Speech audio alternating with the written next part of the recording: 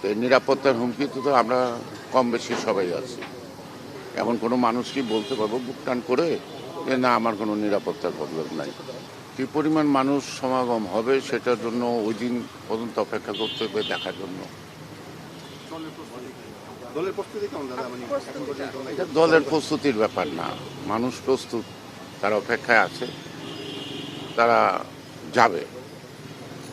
সেখানে দল কি করলো কতটুকু করলো তার উপর নির্ভর করে না, নির্ভর করে দীর্ঘ প্রতীক্ষায় মানুষ তার আগমনের জন্য অপেক্ষা করছে।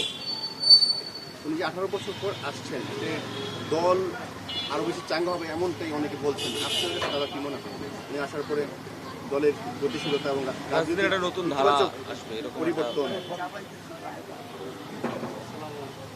দল যেভাবে আছে, একটা নন নেতার অনুপস্থিতিতে নেতা কর্মীরা উজ্জীবিত।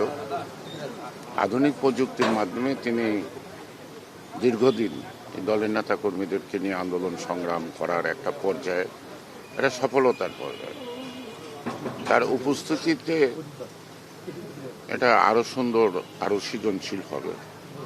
আরো কিছু দোষ ত্রুটি থাকলে সেগুলোই ত্রুটিমুক্ত হবে।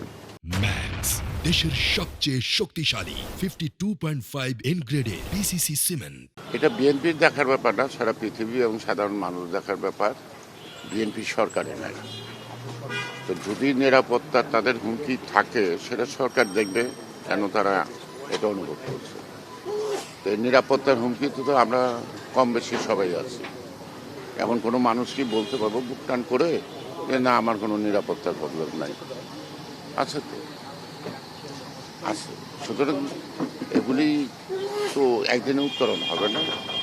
আর নিরাপত্তা বিঘ্নিত করা মানুষের এটার পিছনেও তো কোনো উদ্দেশ্য আছে।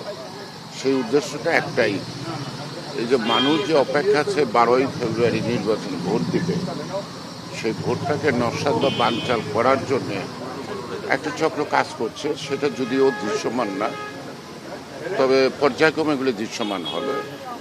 যেমন একজন তরুণ নেতা, সেটা প্রার্থী, তাকে যেভাবে নৃশংসভাবে গুলি করা হলো খুব কাছের থেকে, সুতরাং এটা কি বার্তা দেয়? এই বার্তা দেয় প্রত্যেকটা মানুষকে যে এমন ঘটনা ঘটতে পারে।